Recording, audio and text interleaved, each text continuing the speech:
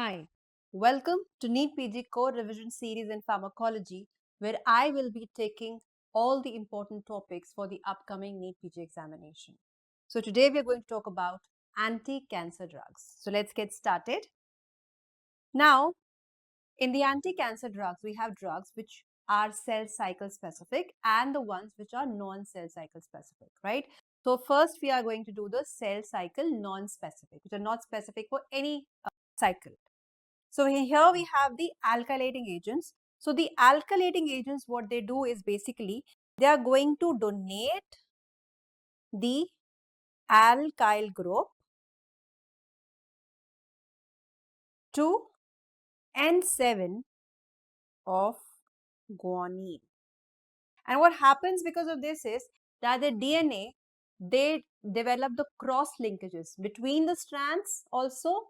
So one is interstrands and even the intrastrands. So once these cross linkages develop, it is not easy to break these cross links, right?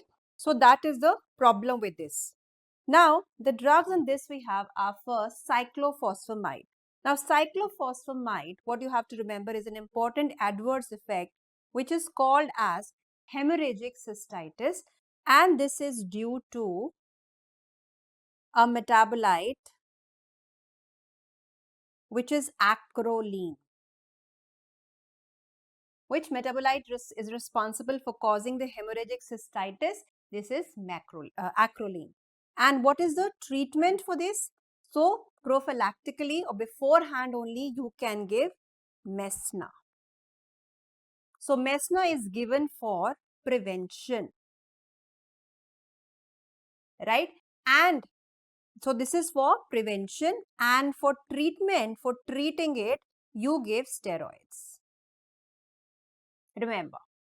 Then busulfan and procarbazine. Now, busulfan has one important adverse effect which is called as pulmonary fibrosis, and also it can cause bone marrow depression. Now, procarbazine is associated with disulfiram-like reactions. So, these are few adverse effects which you should be knowing about these anti-cancer drugs. These are particular or peculiar to these specific anti-cancer drugs. Then we have the platinum compounds. Now, in the platinum compounds, they just work like the alkylating agents, only it is not the alkyl group. So, the platinum group is given. That's why the name is platinum compounds, and they're very, very important group of drugs like cisplatin. So, they all have platin, cisplatin, carboplatin, oxaliplatin. Now, cisplatin is a very, very important drug because it is, you will see it is used in many tumors, just solid organ tumors, and its adverse effect is also equally important, which is asked. So, cisplatin is one of the most emetogenic drug, anti-cancer drug, and the treatment is definitely you give antiemetics.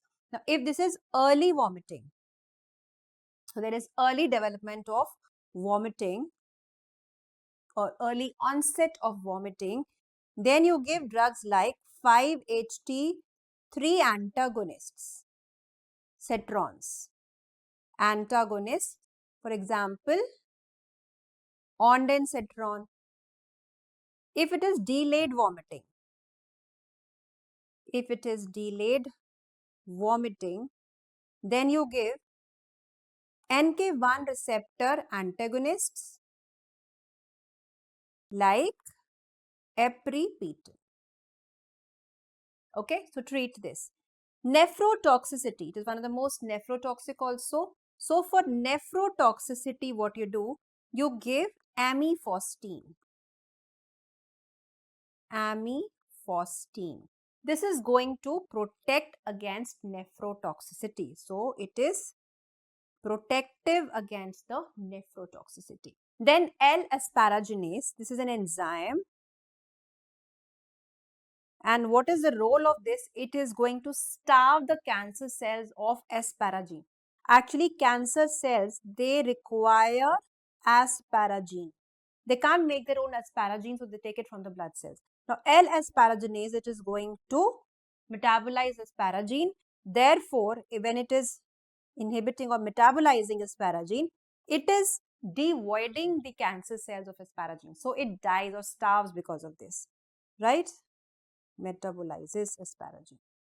So, Remember its adverse effects: hyperglycemia, pancreatitis, clotting defects which can lead to hemorrhage or bleeding, hypersensitive allergic reactions. Yes, it can also cause hyperlipidemia, and is also hepatotoxic. Remember, the one adverse effect it does not have is bone marrow depression. So it has we call it as a bone marrow sparing effect. It doesn't affect the bone marrow, unlike all the other anti-cancer cells. Now, the anti-cancer cells, they have a variety of common adverse effects. One of the most common adverse effects to all of these anti-cancer drugs is bone marrow depression, except for L-asparaginase, vincristine, and bleomycin. So these three drugs, they have a bone marrow sparing effect. They do not affect the bone marrow. All right. Next is the cell cycle specific drugs. Now, in this we have first the S phase. So here we have cell cycle specific. So here we have drugs in the S phase. Very, very important again drug group is anti-metabolites. So the metabolism is going to suffer here, which we have methotrexate.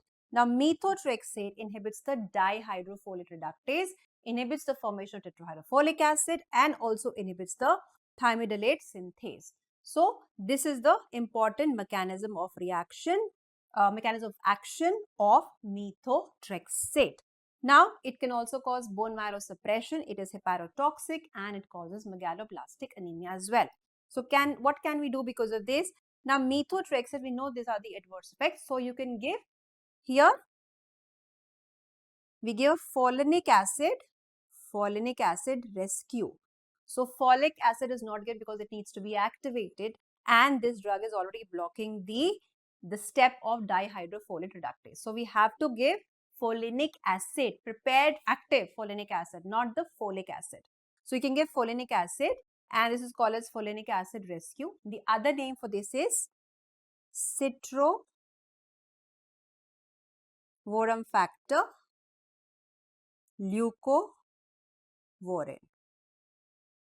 We can give this. Now, in case there is an extreme case of toxicity, so for extreme toxicity, you can give glucarpidase. So, glucarpidase is going to cleave the methotrexate. So, this is going to cleave methotrexate. Then, pemetrexate, same lines. Then we have 6-mercaptopurines. Now, what is 6-mercaptopurine? So, name tells you it is a, you can say a fake purine is going to incorporate and a fake nucleotide is going to form. So, this is going to inhibit or affect the purine metabolism, right? 6-mercaptopurine, it is going to affect the purine metabolism. Now, this 6-mercaptopurine, it is metabolized by xanthine oxidase.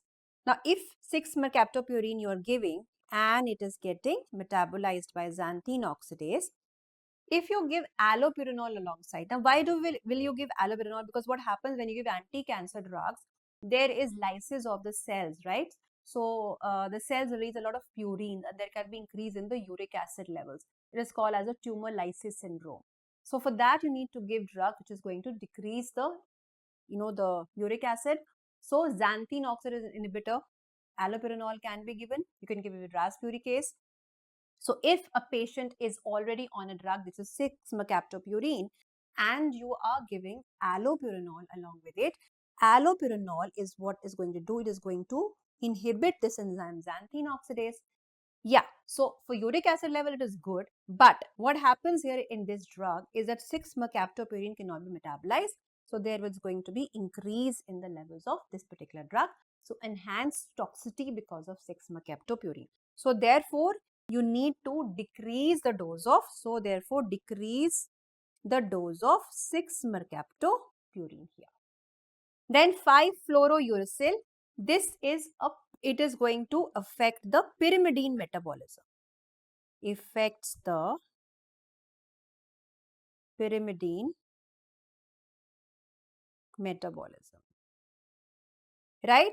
And it can cause side effects like esophagitis and hand and foot syndrome. This is what you see in the hand and the foot syndrome. So what you can do here is treatment. It is you can give vitamin B12 for prevention.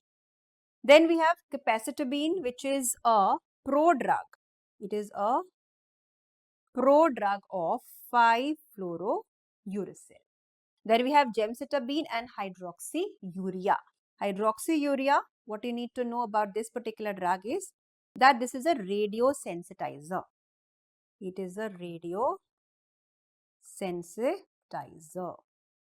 So if somebody like patients of head and neck cancer, they have been given radio, they have been treated by radiotherapy beforehand. So when you give this drug to such patients, the area where the radiotherapy was given previously, there can be rashes which can develop, right? So that is called as radiosensitizer. It's a radiosensitizer and it is the drug of choice for sickle cell anemia.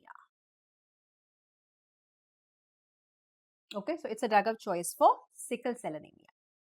Moving on to the next question here before we go on is which of the following is the most effective drug for managing the doxorubicin induced cardiotoxicity?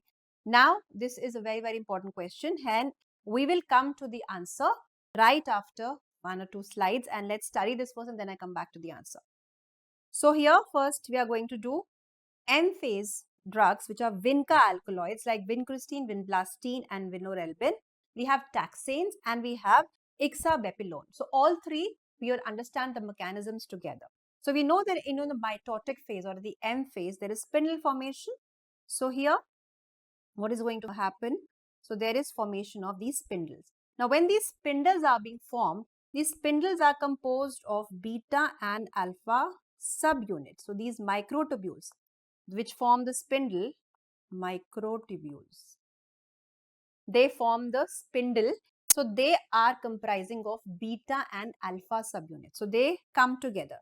So we have the polymerization. So this is, let's say this is a beta and this is alpha, then beta, then alpha, so on and so forth. The polymerization has to take place and that's what you see in the spindle formation, right? If this is not polymerized, the spindle formation will not occur. And then after the spindles are formed, so these are the chromosomes here, and then they need to be split also, depolymerized so that the daughter cells are formed.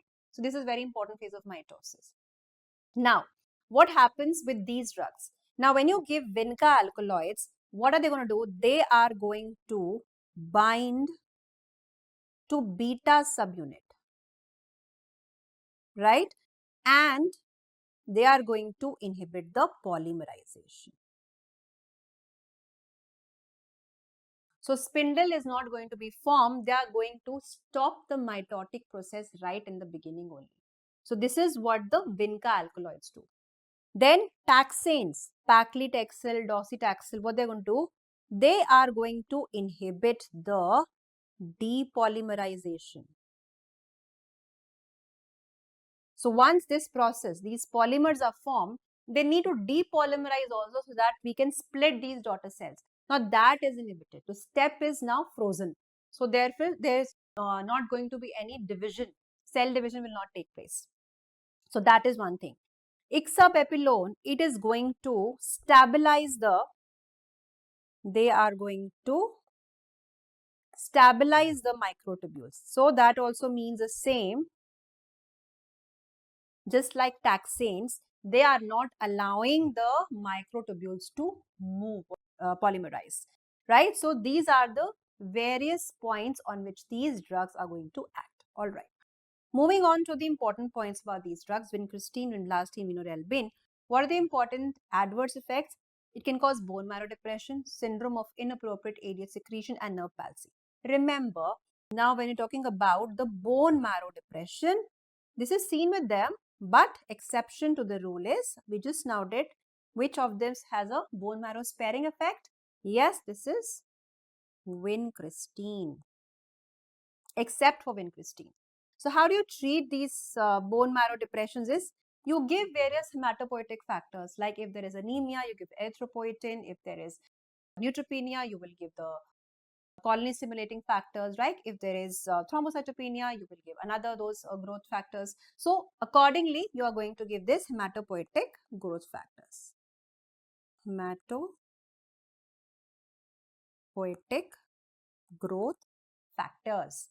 Then for nerve palsies, you can give vitamin B12. And for syndrome of inappropriate ADH, we can give hypertonic saline. All right. Now, taxanes, they cause stalk and glove neuropathy. Again, vitamin B12 can be given. Now, ixabepilone is usually given in case of taxane resistant tumors. So, if taxane is not able enough, it's not able to inhibit the depolymerization enough, then you give ixabepilone. So, for taxane resistant tumors. All right. Then we have the G2 phase drugs, irinotecan and topotecan. So, topotecan, irinotecan, what are they? These are the topoisomerase 1 inhibitors. So, this is topoisomerase 1 inhibitor. While etoposide and all this is a topoisomerase 2 inhibitor. First is irinotecan. It can cause diarrhea. That's a very disturbing side effect. Now, this diarrhea, if it occurs early, then that means this is because of the cholinergic side effect. So, early means there is cholinergic side effect. So, here the treatment would be atropine, anticholinergic. But if it is late or delayed, so that is because of the problem or the disruption of the gut wall. So, in late, so there is disrupted gut wall. Then the treatment is loperamide. Then coming to this important side effect with this group of drugs, because that was asked in the question, doxorubicin, daunorubicin, epirubicin. Now all these drugs you will see have ruby in their name. Ruby. So rubies are red in color, right? Rubies are red in color, right? Red in color. So red color is the color of the heart. So these drugs are highly cardiotoxic. And why are they cardiotoxic? This is because of the iron free radical, iron mediated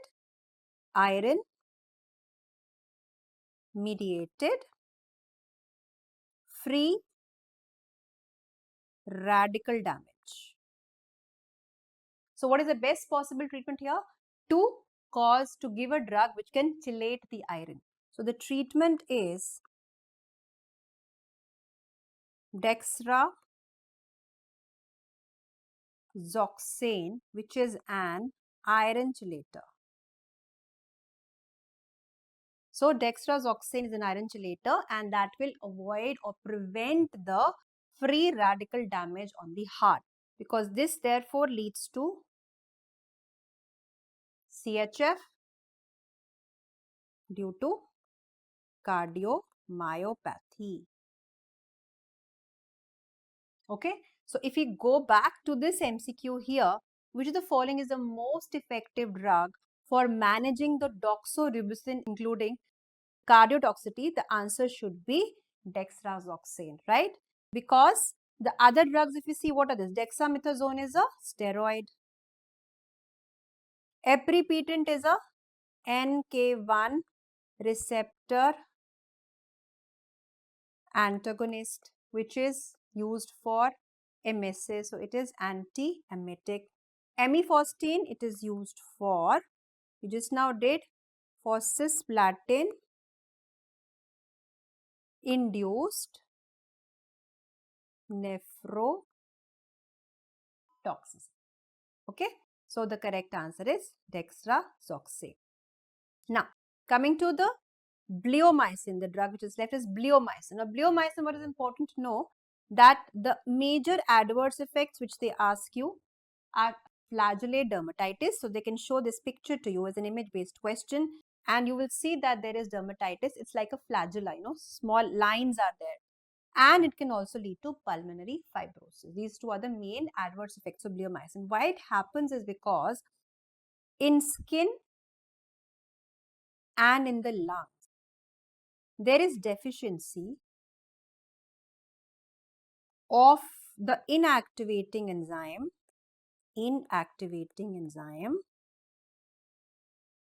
called as bleomycin hydrolase, right? Now, bleomycin hydrolase, what is the role? It causes the inactivation of bleomycin. Now, in skin and in lungs, it cannot inactivate. Therefore, there is increase in the levels of bleomycin in these areas. Drug accumulates here, so that is why these side effects occur with this particular drug. Now, this is a way to memorize the specific side effects of the anti-cancer drug which are important, right? So first, if you start from the head, we have doxorubicin can also lead to alopecia. So doxorubicin causing alopecia. Doxorubicin also we did, it is cardiotoxicity. So on the heart, you make this D, so it is like doxorubicin. Then ears are basically for ototoxicity, which is seen because of cisplatin. See, cisplatin C in the form of ears. T in the eye, it can cause changes in the vision. Plicamycin P in the place of nose can cause nosebleeds. B. B stands for two drugs. One drug here it is bleomycin, and the other one we can also write busulfan. So B in the place of lungs. So B stands for 2. B is second letter, A is 1, B is 2. So two lungs. So two drugs, bleomycin, busulfan, causing pulmonary fibrosis. Then M is methotrexate. It is hepatotoxic. Also, it can cause bone marrow suppression. Then peripheral neuropathy. So you see the limbs, and in the limbs it is in the form of V. So this is peripheral neuropathy with vincristine, right? Then cisplatin, again in the place of kidneys, there are two C's. This stands for nephrotoxicity, one of the most nephrotoxic drugs. Then cyclophosphamide in the bladder causing hemorrhagic cystitis. And in the bone marrow, as I already, one is methotrexate, the other is fluorouracil, that can lead to bone marrow or myelosuppression. So this is a way to remember the specific adverse effects of these anti-cancer drugs. All right. Now, let's move on to important treatment regimes of different cancers. So, as I told you, as a rule, in most of the tumors, you will see the solid tumors, the drug is usually cisplatin. So, it's a very safe bet. It's a very often asked question that there are bladder tumor, esophageal, lung cancer. So, cisplatin looks like a very safe answer. But let's see. So, for the head and neck cancer, yes, we have the first is cisplatin. And alternate therapy is cetuximab. Cetuximab. Cetuximab is tux. You know where you wear a tuxedo, and whenever you wear a tuxedo, you wear that small black tie. Where is the tie tied? It is tied in the neck. So head and neck cancer, cetuximab. You can remember. Lung cancer, again you write cisplatin. There are other drugs also, but from here it is cisplatin. Esophageal cancer, again you can give cisplatin, and you can add 5-fluorouracil. Cervical, bladder, ovarian cancer. So for cervical cancer, only cisplatin is sufficient. For bladder cancer, you keep cisplatin and you add gemcitabine. Then for ovarian cancer or uterine cancer, what you do is you will keep cisplatin and you will give paclitaxel, right? Retinoblastoma, we give carboplatin.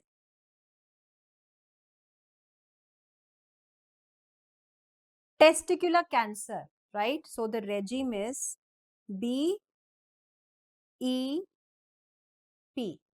right? P is a platinum compound.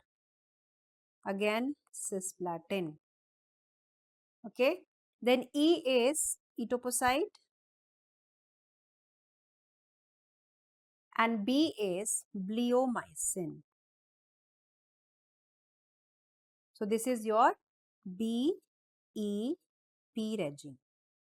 For colon cancer, we have two regimes. We have Folfox regime and FOLFIRI regime. So FOLF is common to both. So this FOLF is common to both. So FOL stands for folinic acid, that is FOL, and F stands for 5-fluorouracil. Now OX stands for oxaliplatin, while this IRI stands for irinotecan. Okay. Then we have anal or rectal cancer. So here we give 5-fluorouracil plus mitomycin C. Choriocarcinoma, the drug of choice is methotrexate. Moving on to the bone marrow, important bone marrow cancers, we have the regimes here. We have for ALL, we have the VPAD regime, and in the VPAD regime, we have vincristine, prednisolone, asparaginase, and daunorubicin. That's the VPAD regime. CLL, if FCR regime. So we have fludarabine, cyclophosphamide, and rituximab. CML, very important. We have the drugs. Here you remember we have drugs which are going to, these are the tyrosine kinase inhibitors of BCR and ABL, which is the abnormal fusion proteins. Abnormal fusion proteins, right? So we have, if we see here, one is the, this is the ABL and we have the BCR. So they are fused abnormally. They should be separate, but they are fused together. So abnormal fusion proteins, tyrosine kinase inhibitors of this. So we have first generation, second generation, and third generation. So the first generation we start from the CML, the first generation drugs. And here we have the first generation means 1 or I, we can write imatinib. Imatinib. There is no improvement or resistance. Then you go to the second generation, that is dasatinib. Or we have Nilo, right? Then resistance, then we go to the third generation, which is ponatinib. Imatinib, dasat, but drug of choice would be imatinib only here. Moving to the Hodgkin's disease. Again, the regime is A, B, V, D. Again, this is an important regime. A, B, V, D for Hodgkin's disease. So we have adriamycin, right? We have bleomycin. We have vinblastine, and we have dacarbazine. Okay, so we have adriamycin, bleomycin, vinblastine, dacarbazine. If there is relapse, then we give a immune checkpoint inhibitor, which is your nivolumab, right? So these days the immune checkpoint inhibitors are quite often asked, and they're very promising drugs. So therefore, you must know these drugs. Moving to the non-Hodgkin lymphoma. So the non-Hodgkin lymphoma is R-CHOP or CHOPA regime. So R stands for rituximab and C stands for cyclophosphamide, right? H stands for hydroxy donorubicin. O stands for oncovin, which is the other name for vincristine, and P stands for prednisolone. So this is the R-CHOP regime. For multiple myeloma, we have bortezomib, dexamethasone, and lenalidomide. Polycythemia vera, again the drug is hydroxyurea. There's one more which is called as hairy cell leukemia. Hairy cell leukemia, and we have the drug cladribine, which is the drug of choice. All right, now very important question again, very often asked this cancer. Which drug is used for the treatment of trastuzumab resistant HER2 positive breast cancer?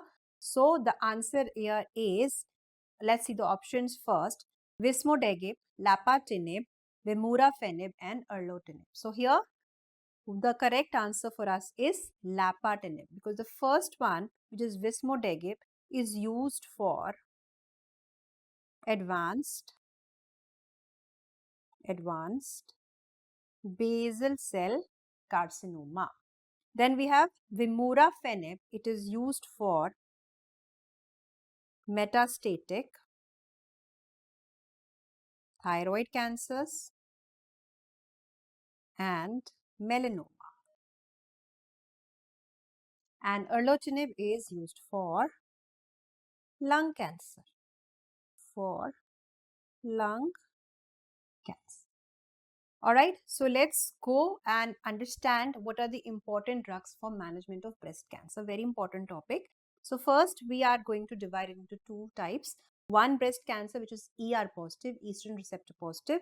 The other one is HER2 positive. Treatment would differ accordingly. So in the ER positive cases, if the patient is premenopausal, before menopause, then the drug of choice for us is tamoxifen. Tamoxifen is a selective estrogen receptor modulator because it acts as an antagonist on the breast tissue. So here you want a antagonist on the estrogen receptor.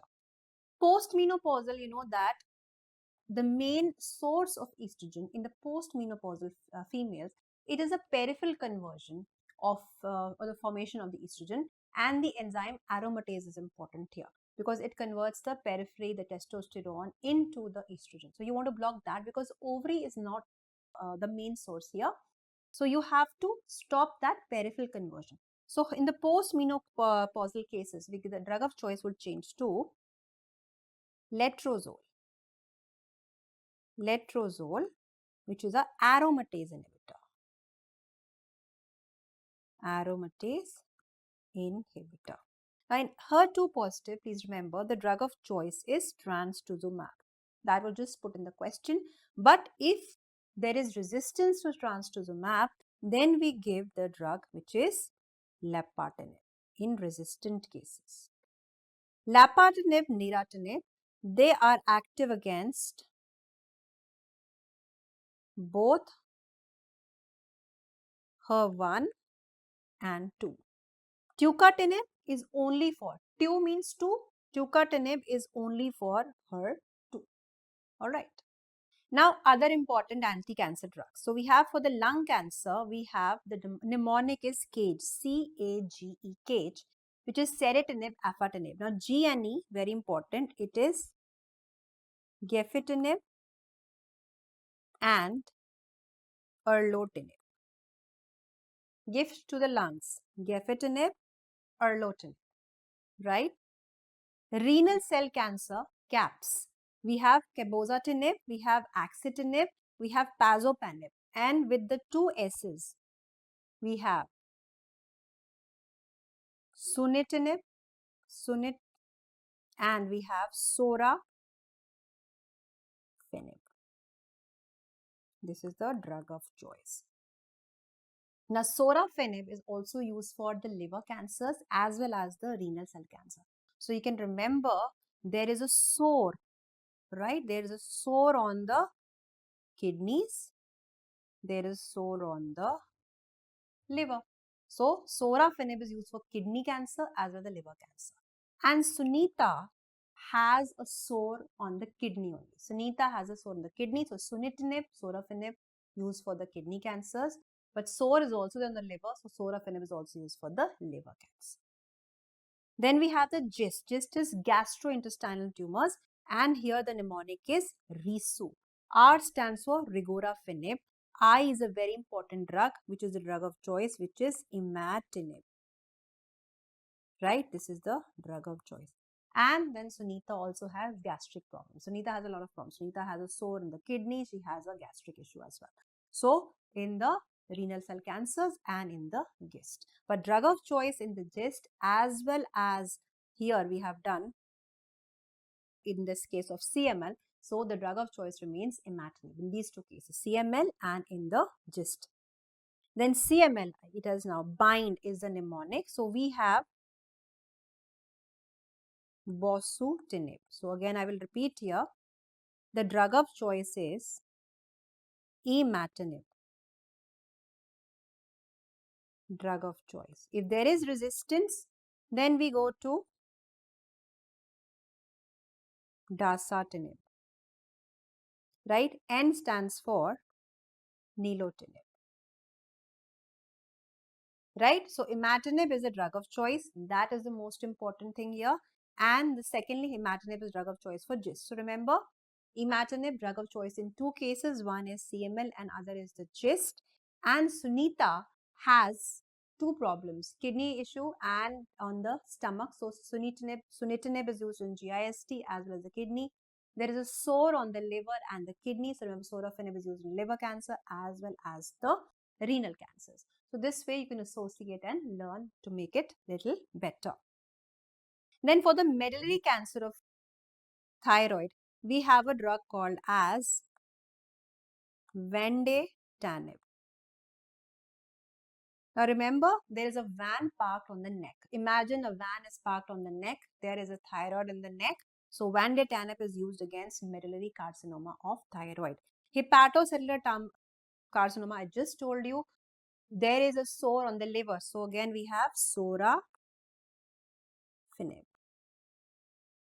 That is very important. Colorectal cancers. Now, the drug is regorafenib.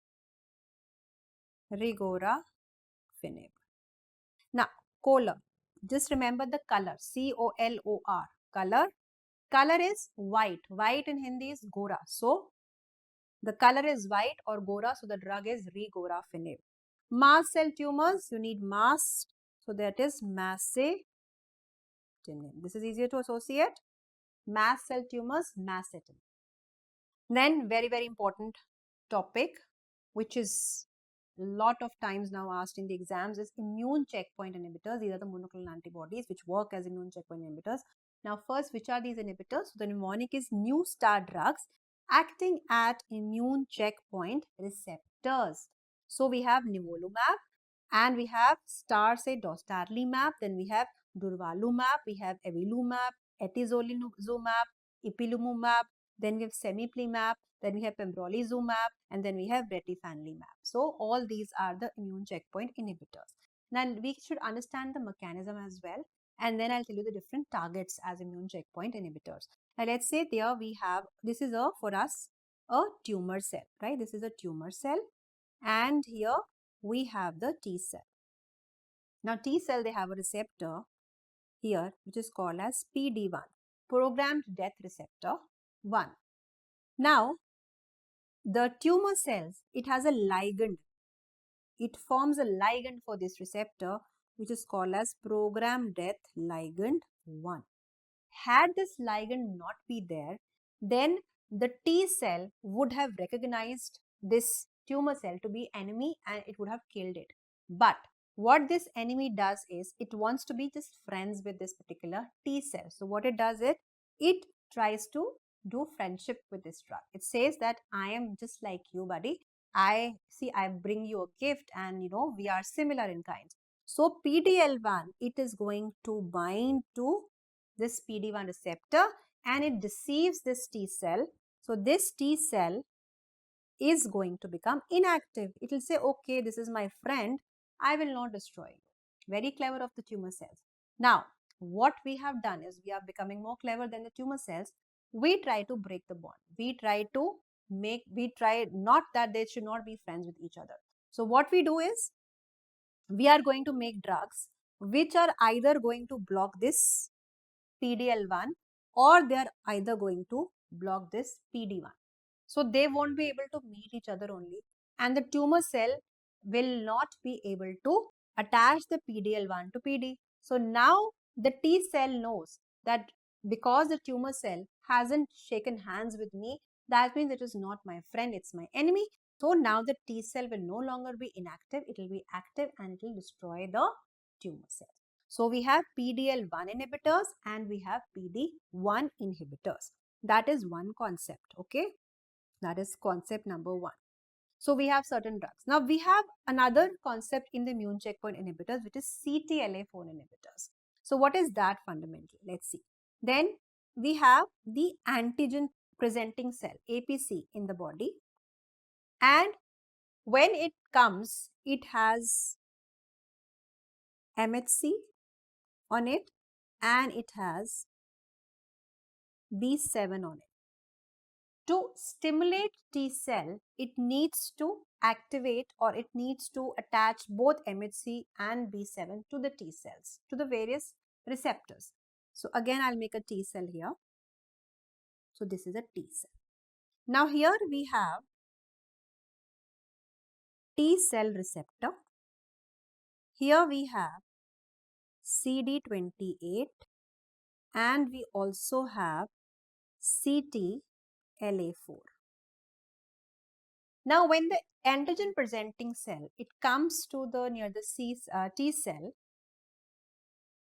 it will first, it has to show two proofs to it for it to be accepted by the T cell. So what it does, MCH, it forms a bond or it combines with the TCR, that is step number 1, if it has to stimulate the T cell. Number 2, there has to be the second point of stimulation, which is called as co-stimulation. So co-stimulation occurs if B7 binds to CD28. So co-stimulation is when B7, it binds to CD28. First stimulation occurred here when MHC binds to the T cell receptor. Now, if B7, so when this B7 binds to CD28, there is T cell activation. Okay, remember this point, T cell is active. But when B7 binds to CTCA4, then there is T cell inactivation, which means T cell is going to rest. It has been inactive. It is not going to go and target the cancer cells.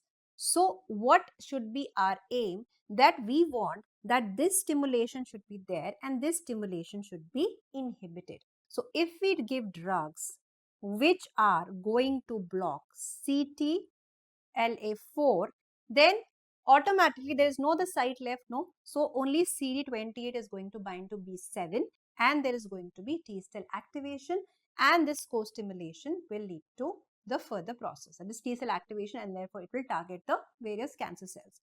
So the immune checkpoint inhibitors, they are going to either number one inhibit PD-L1, or they are going to inhibit the receptor, that is the PD-1, or they are going to inhibit the CTLA-4. That is the crux or the overall overview of how it happens. Now let's see which drugs are going to do what. So remember, drugs acting at I, all these four together. So drugs acting at, they are going to inhibit the PDL1, while I, it is going to inhibit the CTLA-4. Rest all of them, rest, you can say rest all, they are going to inhibit the PD receptor, PD-1. Okay, so drugs acting at, they are going to inhibit the PDLA1. Immune ipilimumab, it is going to inhibit the CTLA-4, and rest all of them are going to target the PD-1. Okay, so out of these, the most important asked questions is on nivolumab and the pembrolizumab. So this you should know in more details as compared to the others. So moving on to the nivolumab, we'll do the uses after this. Dostarlimumab, remember it is star is present in the endometrium. So this is used for endometrial cancer along with pembrolizumab. This is also very important for treating endometrial cancer. Durvalumab and atezolizumab, they are both targeting the bladder cancer. Bladder cancer. Durva and atezoli both targeting the bladder cancer. Avelumab, it is for the Merkel cell cancer. Merkel cell cancer. Even retifanlimab is also for the Merkel cell cancer. Ipilimumab, because this is going to work against malignant melanoma. And cemiplimab is going to target squamous cell carcinoma of the head and neck. Right? Cemiplimab is going to target the head and neck, right? That is important. So these are the important uses of the immune checkpoint inhibitors. Now, details you should know about this nivolumab and pembrolizumab. So, nivolumab is a PD-1 blocker, and let's study the uses of these drugs. Metastatic melanoma, non-small cell carcinoma, Hodgkin. So these are the three important uses that you must know. Then we have renal cell cancer, squamous cell cancer of the head and neck, urothelial, colorectal, and the liver cancer of the hepatocellular cancer. Pembrolizumab, again remember the uses by the mnemonic Pembroli. So primary use is in number one, endometrial cancer, melanoma, then breast cancer, especially which is triple negative, renal cell cancer, esophageal cancer, lung cancer, non-small cell lung cancer. Then we have the monoclonal antibodies. The important, there are so many, it's not possible to know all, but the very important ones here that we should know from this particular topic is first is against the CD20, which is rituximab. Remember, Ritu did not get no call. So she did not get any call, no call. No call means it is working against, no means non-Hodgkin lymphoma, call CLL. So she did not get a call, and therefore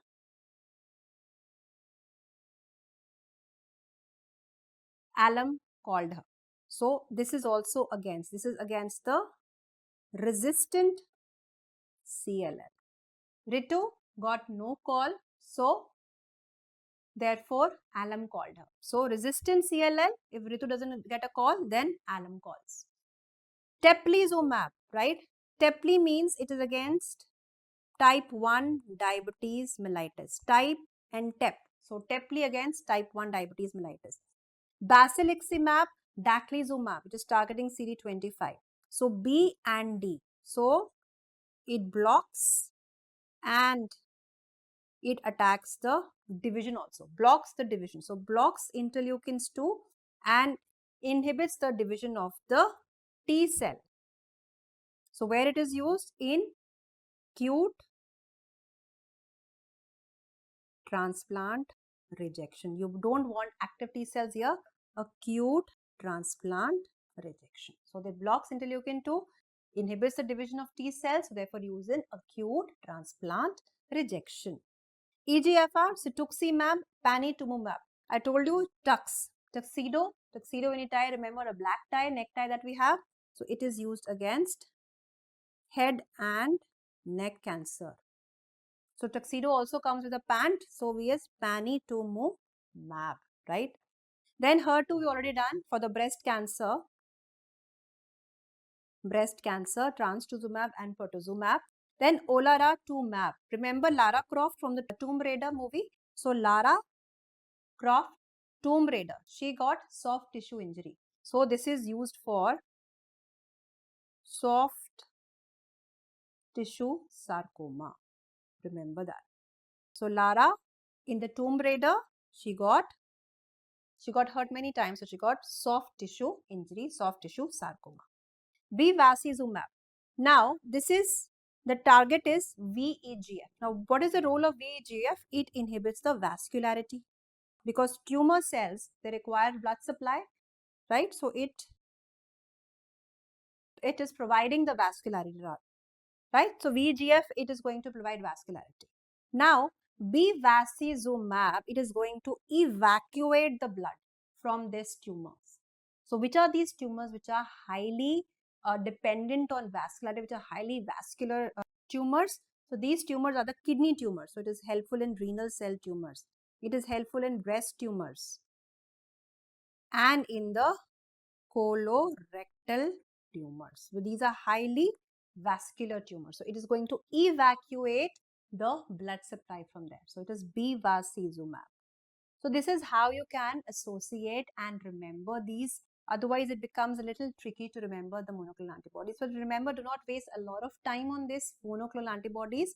The few ones you should know. The rest you can leave and you can concentrate on the more important topics which are actually lying there. So, with this, we finish the anti-cancer drugs and the few of these important monoclonal antibodies.